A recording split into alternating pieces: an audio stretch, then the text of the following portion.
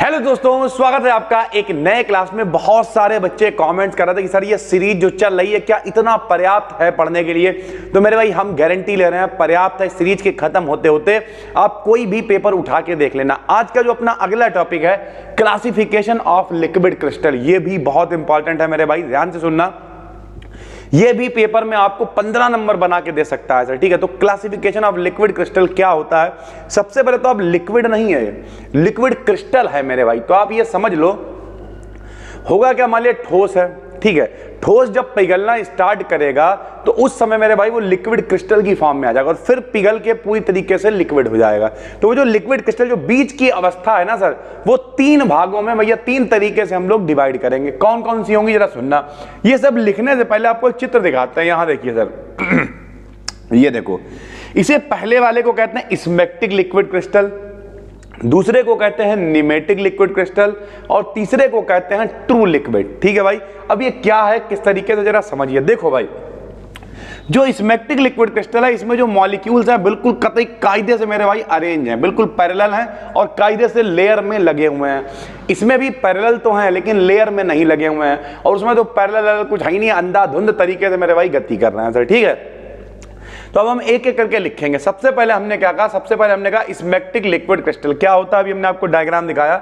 Smectic liquid crystal के molecules एक दूसरे के पैरेलल होते हैं तथा ये लेयर्स की फॉर्म में व्यवस्थित होते हैं। अभी हमने आपको पहला चित्र दिखाया कि लेयर की फॉर्म में होंगे। फिर से देख लो मेरे भाई एक बार ये देखिए, एक दूसरे के पैरेलल हैं प्लस लेयर की फॉर्म में लेयर बना रहे हैं। जैसे अब हम आपको दिखाते हैं, देखिए सर, जैसे देखो ये पूरी एक लेयर है, ठीक है। ये देखिए पैरेलल है, सब पैरेलल है। ये पूरी एक लेयर है, ये पूरी एक लेयर है, ये पूरी एक लेयर है। तो यानी जो स्मेक्टिक लिक्विड क्रिस्टल होते हैं, नंबर 1 उनके मॉलिक्यूल्स पैरेलल होते हैं, नंबर 2 लेयर की फॉर्म में होते हैं, यानी लेयर बनाते हैं मेरे भाई, ठीक है। उसके बाद अगर हम बात करें दूसरा, तो निमेटिक लिक्विड क्रिस्टल क्या है। निमेटिक लिक्विड क्रिस्टल में मेरे भाई पैरेलल तो होते हैं लेकिन लेयर नहीं बनाते हैं, वो हम अगले में देखेंगे। तो पहला वाला आप समझ गए होंगे स्मेक्टिक लिक्विड क्रिस्टल क्या होता है सर, ठीक है। फिर हमने कहा ये मैग्नेटिक फील्ड के द्वारा प्रभावित नहीं होते, यानी चुंबकीय क्षेत्र का इनके ऊपर कोई प्रभाव नहीं पड़ता है। इन्हें चुंबकीय क्षेत्र में रख दोगे तब भी ये ऐसे ही रहेंगे, पैरेलल ही रहेंगे, लेयर की फॉर्म में ही रहेंगे। ये एनआइसोट्रॉपी, एनआइसोट्रॉपी क्या होती है भैया, भिन्न भिन्न दिशाओं में फिजिकल प्रॉपर्टीज अलग अलग। जैसे ये लेयर की फॉर्म में है, पैरेलल है, तो इस तरीके से मेरे भाई इनकी फिजिकल प्रॉपर्टी अलग होगी। अगर आप डायरेक्शन चेंज करने की कोशिश करोगे, आपको क्या ऐसे नहीं, हम तो ऐसे ऐसे रखेंगे मेरे भाई, तो इनकी फिजिकल प्रॉपर्टी भी चेंज हो जाएगी। यानी अलग अलग डायरेक्शन में अलग अलग फिजिकल प्रॉपर्टीज होती हैं, इन्हें हम लोग कहते हैं एनआइसोट्रॉपी। तो ये लोग जो होते हैं ये एनआइसोट्रॉपी शो करते हैं, यानी एक डायरेक्शन में एक प्रॉपर्टी ये दिखाएंगे मेरे भाई।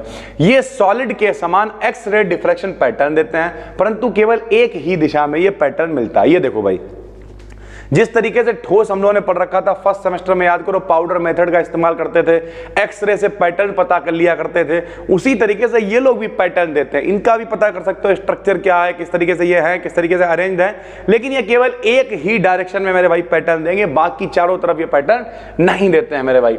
स्मेक्टिक लिक्विड क्रिस्टल भिन्न भिन्न वेलोसिटीज के साथ लेयर में फॉलो करता है, यानी ये पूरी पूरी लेयर होती है और लेयर के साथ ही अलग अलग स्पीड के साथ में ये लगातार मोशन करते हैं। जैसे ये देखिए, एक लेयर है, 2 लेयर है, 3 लेयर है, 4 लेयर है, तो अलग अलग वेलोसिटी, एक लेयर की वेलोसिटी अलग होगी, दूसरे की अलग होगी, तीसरे की अलग होगी। एक थ्योरी दी गई है सॉर्म थ्योरी।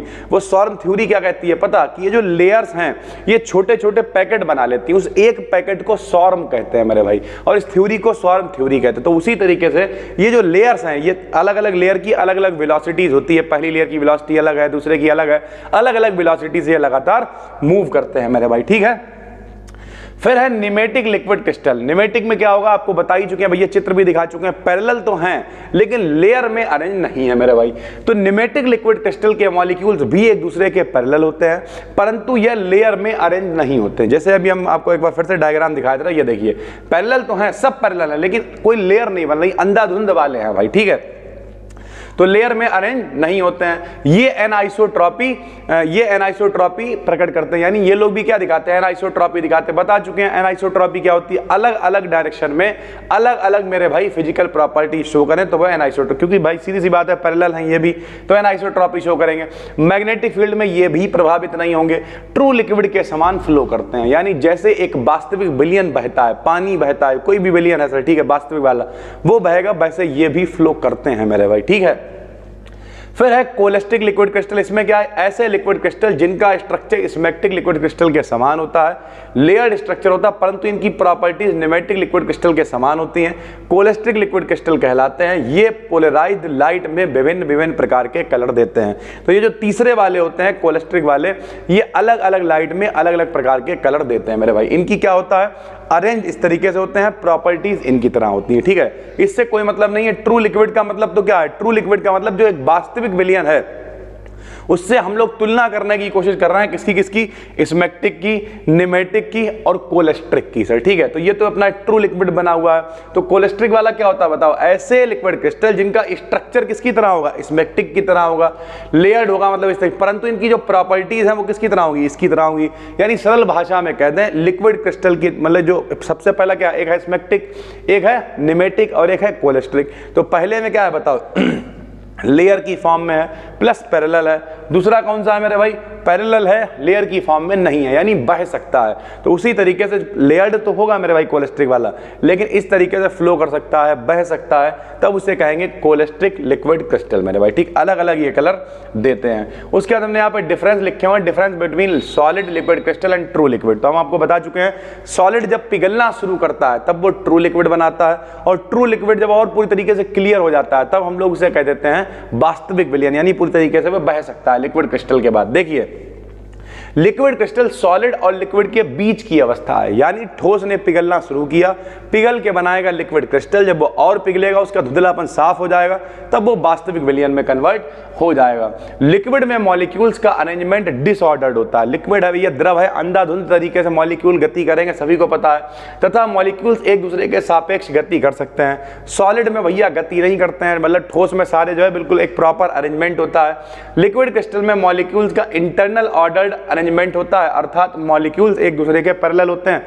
वो अभी हम आपको ऊपर दिखा चुके हैं, जो लिक्विड क्रिस्टल है न्यूमेटिक और स्मेक्टिक वाला, कि एक दूसरे के पैरेलल होते हैं मेरे भाई, जितने भी इनके मॉलिक्यूल्स होते हैं, परंतु ये किसी लिक्विड की भांति फ्लो कर सकते हैं। अतः लिक्विड क्रिस्टल में लिक्विड की भांति फ्लूइडिटी होती है, यानी जैसे मेरे भाई द्रव बह सकता है, जैसे पानी वगैरह बह सकता है, वैसे लिक्विड क्रिस्टल भी बह सकते हैं सर, ठीक है।